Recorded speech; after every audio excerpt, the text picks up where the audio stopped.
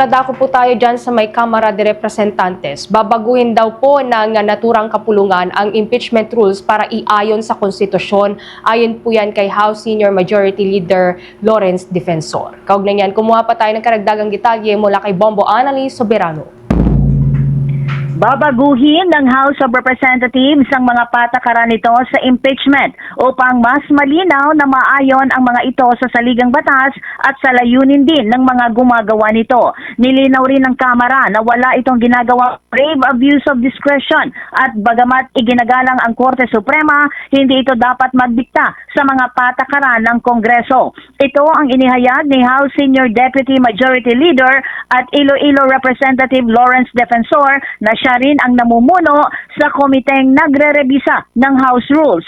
Ayon kay Defensor, malinaw sa batas ang kalayaan at kapangyarihan ng bawat sangay ng gobyerno. Sinabi rin nito na wala siyang nakikitang mali o abuso sa kasalukuyang impeachment rules ng Kamara, lalo na sa proseso ng paghahain ng impeachment complaints. Pakinggan natin si Representative Lawrence Defensor. Supreme Court that says one thing or another is unconstitutional or not. Have the utmost respect for the Supreme Court as a body, but it's not take away our right to disagree with whatever decision. Kahit mismo ang mga Supreme Court Justice, pwede nga silang mag-submit ng kanilang dissenting opinion kapag hindi sila pabor. So it allows us to dissent, to express our strong dissent, and I'm hopeful na palang araw, no? Maybe soon, the Supreme Court will find a venue to revisit this decision. May mga desisyon ng Supreme Court na 3 beses nilang pinalitan ang kanilang desisyon. Nagpahayag din ng pagkabahala si Defensor sa umano'y pakikialam ng Korte Suprema sa pagbibilang ng session days at sa paraan ng pagproseso ng impeachment complaints, lalo na kung ang reklamo ay suportado ng lahat ng miyembro ng Kamara.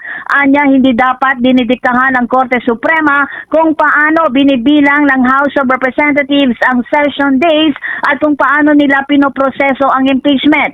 Ayon sa mambabatas, gagabayan pa rin ng saligang batas ang patuloy na rebisyon ng House Rules. Iginagalang umano ng Kamara ang desisyon ng Supreme Court, ngunit sisiguraduhin nito ang mga bagong patakaran ay nakaayon sa konstitusyon. Mananatili umano ang kasalukuyang definisyon ng session days ng Kamara. Ngunit para sa impeachment complaints, susundin nila ang interpretasyon ng Korte Suprema na ang session day ay katumbas ng isang calendar day kahit hindi ito tahasang isisulat sa impeachment rules. Muli si Representative Lawrence Defensor. I wouldn't say self-serving for the members of the Supreme Court. It's just their way of interpreting the intent. But I have to repeat, I have to disagree with how they interpreted our rules, because how we interpret and how we execute our rules is purely a function of the legislative department and acting as the sole exclusive body to initiate impeachment proceedings. Dapat nasa sa amin na yun. Dapat hindi nila pinakialaman. Samantala, nagpahayag din ng kalituhan ang mga leader ng House Committee on Justice kaugnay ng magkakaibang petsa ng reckoning period ng 1-year bar sa impeachment ni Vice President Sara Duterte, bunsod ng magkaibang interpretasyon sa desisyon at resolusyon ng Korte Suprema. Ayon kay Justice Committee Vice Chair Isabel Maria Zamora, nakasaad kasi sa desisyon ng Supreme Court noong July 2025 na nagsimula ang 1-year bar noong February 5, ngunit binago naman sa resolusyon noong January 29, 2026 ang paraan ng pagbibilang ng session day na itinuring na katumbas ng calendar day para sa impeachment. Dahil dito, ayon kay Zamora, napaaga ang timeline ng Supreme Court at nagdulot ng kalituhan kung kailan eksaktong matatapos ang 1-year prohibition. Sa kabilang dako, ipinaliwanag naman ni Zamora na kapag pareho o isang complaint lamang ang papasa at nasuring may sufficiency in substance, tuloy pa rin anya ang proseso ng impeachment. Pakinggan natin si Representative Isabel Maria Zamora. If either of the complaints will pass the sufficiency of substance, meaning maski isa lang po ay may masabi naming sufficient in substance siya, papasa po yan and then we will proceed with the next steps which would be first, the committee will issue a resolution. It will transmit it to the Secretary General. We will inform the complainants and the respondents to file the necessary pleadings. And then the hearings before the Committee on Justice will take place. Samantala, ngayong araw muling magpupulong ang House Committee on Justice upang suriin kung sufficient in substance ang dalawang impeachment complaint na inihain laban kay Pangulong Ferdinand Marcos Jr. Ito ang susunod na hakbang sa proseso ng impeachment matapos ideklara ng komite na sufficient inform ang mga reklamo.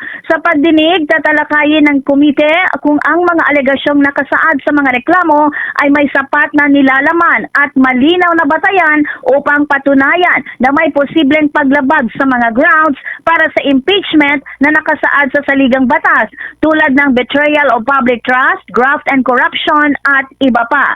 Ang sufficiency in substance ay mahalagang yugto sa impeachment process dahil dito sinusuri kung may sapat na ebidensya at katotohanang nakapaloob sa reklamo upang ito ay umusad. Kapag napatunayang hindi naman sufficient in substance, hindi na ito aabot sa susunod na hakbang at hindi na rin irerekomenda sa plenaryo ng Kamara.